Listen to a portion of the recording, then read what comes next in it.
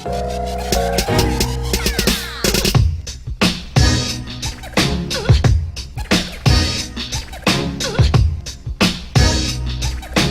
guys, welcome to V3TV Sports. Today I'm in sunny California and we're going to review the 2015 Mustang Convertible.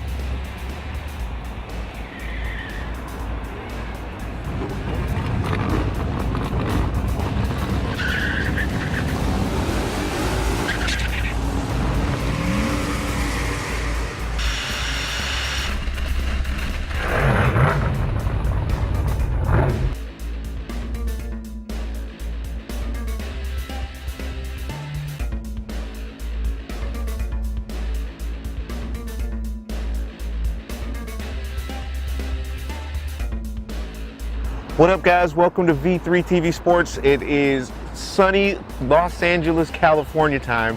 Today we're going to review the 2015 Mustang Convertible. So many times I've been hearing you guys say, hey, how come you're only reviewing Mercedes and BMW? You know I have a soft place in my heart for BMWs. It's all I've owned since I can remember. So that's probably why you see most of that European stuff, not because we're in England. So it doesn't matter. Today we're focusing our efforts on this piece of Americana here, this full-on classic piece of machinery, the Mustang by Ford. So this is probably their most popular car. I'm here doing some things and decided I would do a review on this because it is my rental. So that's why it looks not as perfect or as pristine, not because I'm trying to make it look in a bad light. It goes back today, so I wanted to get this into you guys. I wanted to drive it for a week and then get a better feel for the car before I went ahead and made any snap judgments on the vehicle. And this is the car and we're going to get into it.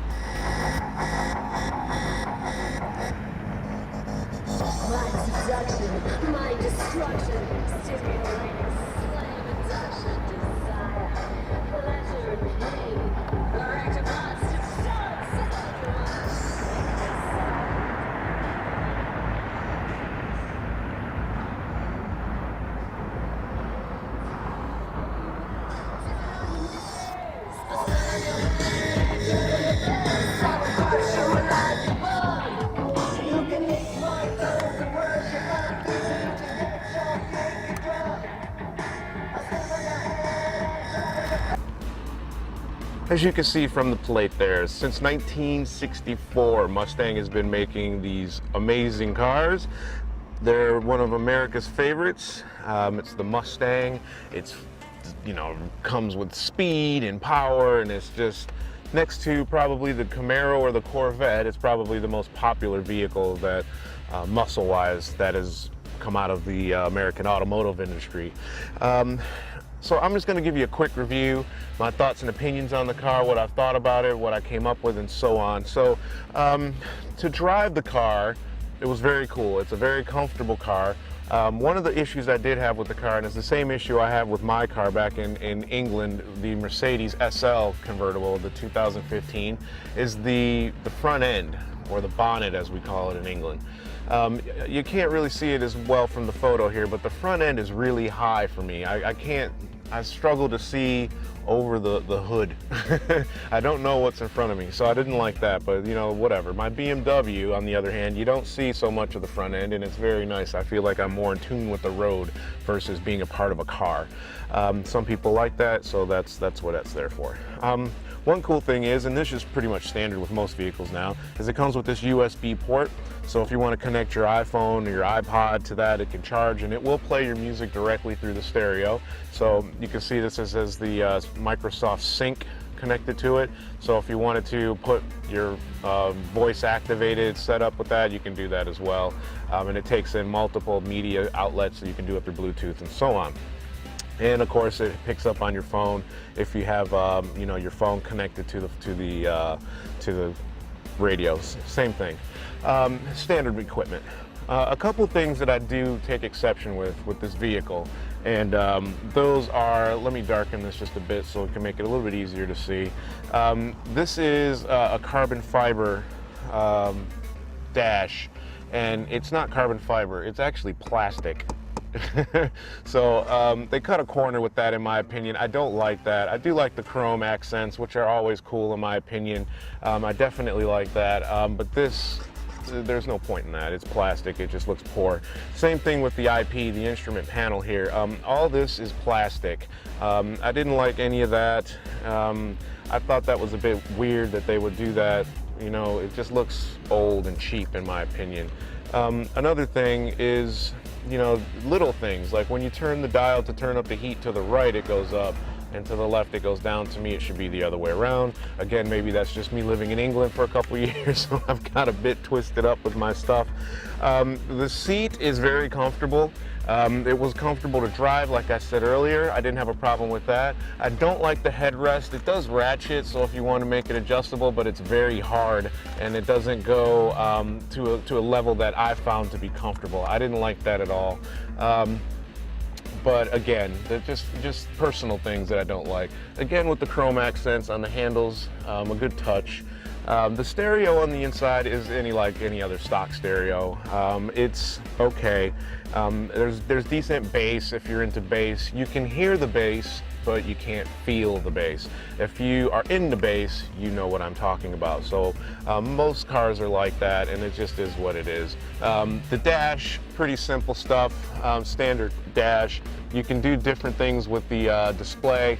I don't like that I couldn't, I wasn't able to show the miles per hour and directions I'm traveling. Like I have that on my Mercedes back in England, so I guess that's just what I'm used to. Those things aren't available here, so it's just a matter of just preference, I guess. You just get used to, you know, what it is that you've got, and that is what it is. The convertible. Now, it comes with, at least this model that I have, I don't know if it comes differently in other models, but it's got this weird handle that I didn't, you know, even think existed anymore. You pull this handle out, and then you turn it, and then you hit the button, and then the top goes down. So I learned that at the rental place, as there were these two women that were deciding whether to take this Mustang or the yellow Mustang parked next to it. And then they took the yellow one, of course, obviously, as I'm in the gray one, and they couldn't figure out how to get the top down. So when you do put the top down, it does give it kind of like a boot cover type look, which is good. This is the top, so everything just folds and tucks down inside. So unlike some without an actual boot lid that lifts up, like when we did the review of the 3 Series E46 BMW of mine, or the Mercedes SL, that top does lift up and then hide the trunk. So this could promote damage to the roof if the roof is not protected in such a manner. Power seats on the driver's side, only on the front and back, and there is a lumbar support right here, which is really cool for people like myself that have a crappy back. And much like most vehicles nowadays, the back seat is pretty much non-existent. It's pretty much just there for insurance purposes, or if you've got small children you want to put in the back. It's not designed to have anyone over like 5 feet tall sitting in the back seat. So it's definitely there to keep insurance costs down. If you have a car that only has 2 seats, you obviously, your insurance goes up. It's considered a, you know, super sports car or something to that effect. Like I said, this car is a great car. I like the way it drove. It's comfortable to sit in and so on. Just a few little shortcuts I think that they took on the vehicle that I didn't like.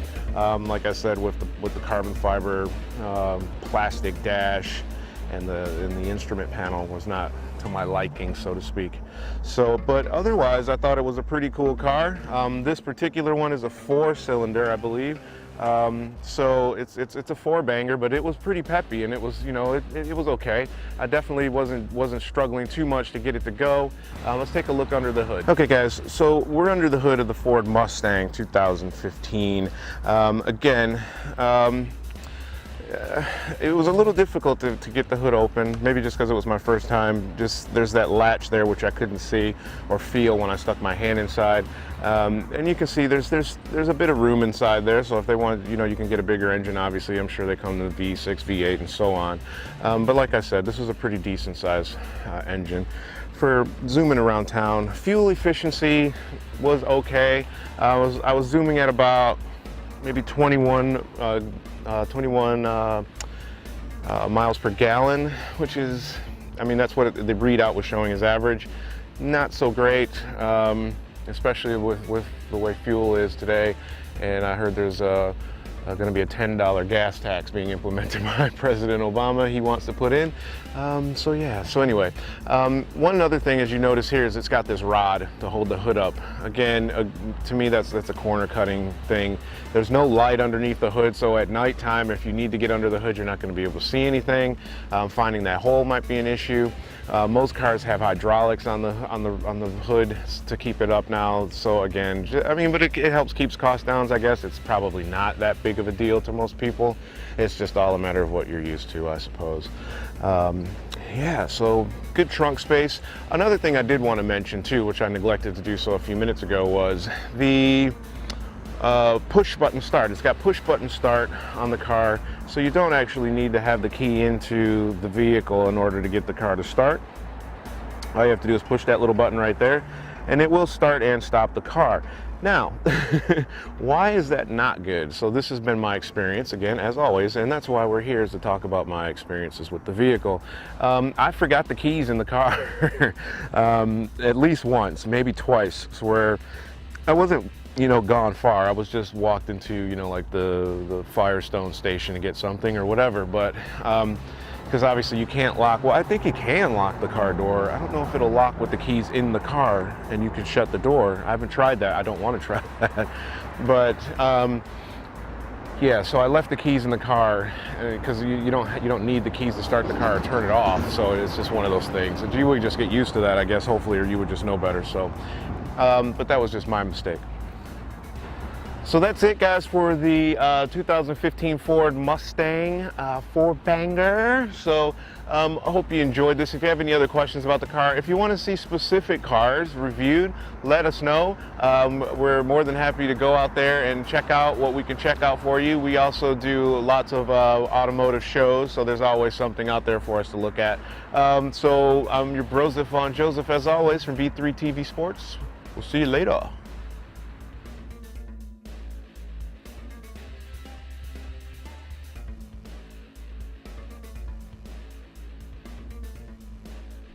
Hey guys, don't forget to head over to v3tv.uk for all things online entertainment wise. We've got a new series out called The Lounge that we're helping co-host.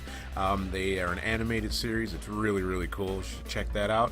We also have Vibes TV, where we do exclusive interviews with band members, rock groups, everything. If you're a musician and you got music or videos and you want to play, check it out. And don't forget to stay tuned to all the other shows that exist on the network, and thank you for your support.